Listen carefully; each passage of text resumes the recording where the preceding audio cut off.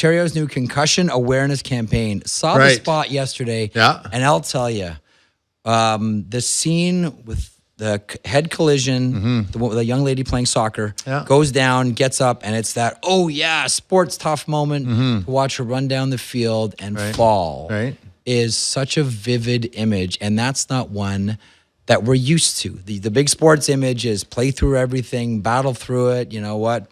Just, fight all those war analogies and battle through things. Yeah. That's a powerful spot. It is a powerful spot, and it had to be strong to kick things off, and a really good job done doing it. I mean, these things are going to happen.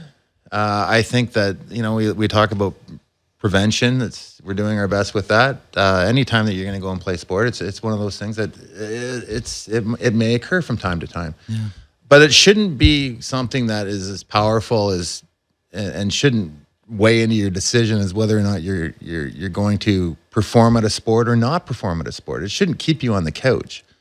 We accept that these occur, and let's be prepared and organized for them so we can identify them as quick as possible, and get back on let's slow things down, identify them, and get people back on the track of recovery as quickly as we can. So we reverted back, and the motto is, hit, stop, sit. Yes. And I think it works well. It's a conservative approach to this. And why not be conservative? It's not like we can get on Kijiji and get ourselves another brain, right? So, well, that's a huge thing too. Like we've talked about this before, there's a huge difference between a broken arm and a concussion. Your arm is part of you. Your brain is you. And I think that's part of this message. But it's tough too, because it's the excuse me, the hidden injury where, there's that feeling, well, I feel pretty good, but you're off. And when you're dealing with high speeds in hockey and not being quite as sharp as possible, you're susceptible to more. And that's what we really want to avoid. It's that second impact scenario. That's what we truly want to avoid. So, really in a nutshell, what we're saying is, here's what to look for. You see any of these or a combination of these, let's pull out, let's sit down. You got to be strong. You got to get into you've got to yank your kid and then have them assessed. I mean, let's just be cautious about this. There'll be another game. And it's hard too, because I remember being, 13, 14 years old, and, I would think that, a game in the Quebec Pee Wee Cup was probably the most important thing of my year, right? Sure. But that was... He's nodding over there. I mean? Hey, it's a big deal.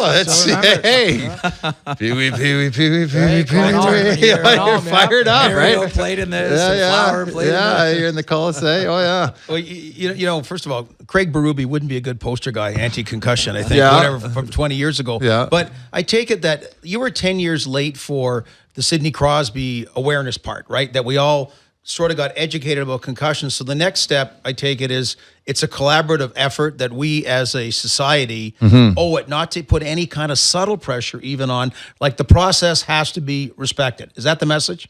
The process has to be respected, and it's gotten better. Let's not kid ourselves. It's a lot better than it used to be. But there's a long way to go.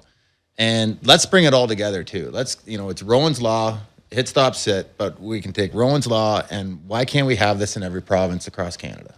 What's your advice to the minor hockey kids that might feel that pressure to play? I was a guy that, I was a fringe guy in the NHL, that felt that he needed to play. So what's your advice to those young players that they have symptoms and they're afraid to talk to their coaches about, possibly sitting out? I would separate the NHL from anything. I would separate any time that anybody has paid money to perform sport. The minor hockey kids. The minor hockey kids. Yeah. There's no... You go out and do it, and you hurt yourself again.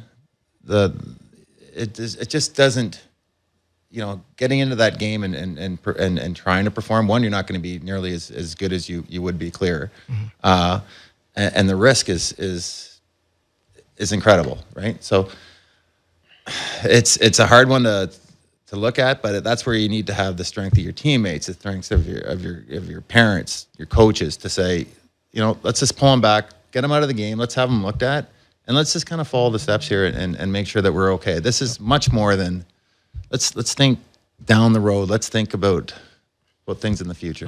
Jeff, I don't think a lot of people, particularly in States, would know Rowan's Law, what you're referring to. True. Right. Yeah. So just explain that. Oh, okay. So Rowan was from Ottawa. She was a 17-year-old rugby player. She She was concussed 3 times over 6 days and died of second impact syndrome. Now this is an extreme case that obviously we want to completely avoid.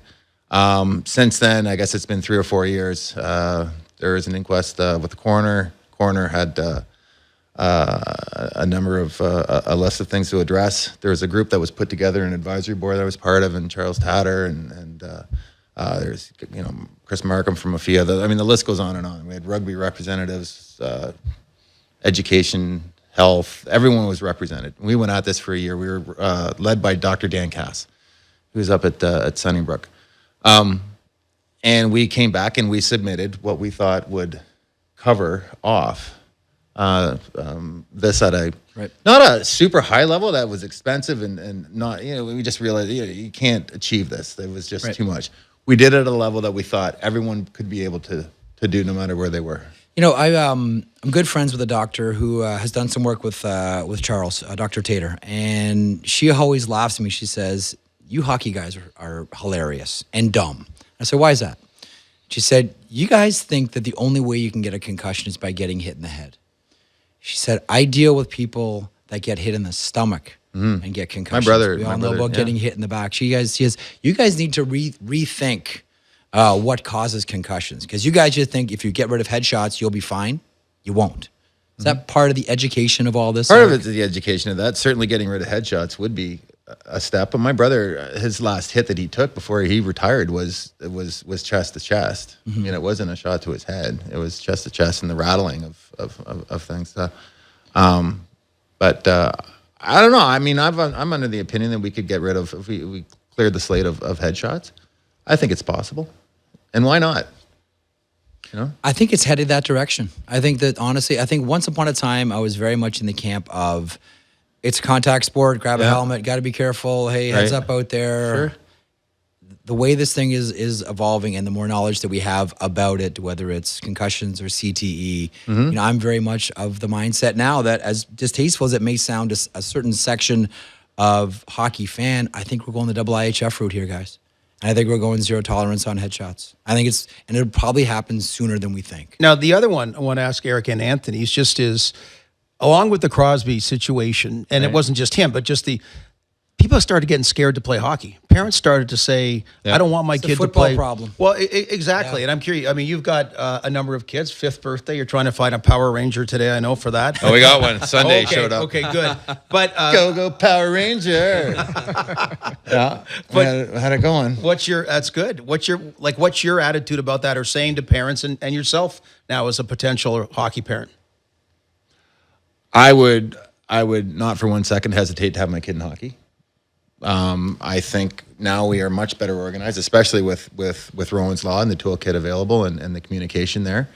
I think it'll. I mean, unfortunately, I've grown up in this environment, so I'm pretty well read in the area. But for the average parent, we have it right there. Just Google Rowan's Law. It's all right there. What you need to know. It's been vetted by our best across our country, and it's there for all to use. Going through your own history as well, because you have one of the most remarkable and hang on, let's stop for a second. Okay, let's go back to the hitting, and then let's talk about Hockey Canada and the rules of when we start hitting. Okay. So we've got, you talk about getting rid of hitting the headshots. Headshots, yeah. So we look at women's hockey. There's no hitting. There's body. There's plenty of body, and plenty of concussions. Yes, but it's not. You take out the big hitting. Yeah. The fact of the matter is, it's going to lessen the number. And then if we can start, and Anthony, growing up, there's some kids that were in the room that were, they'd gone through puberty. Yeah. Can we not raise the level that we start hitting to a 14, 15?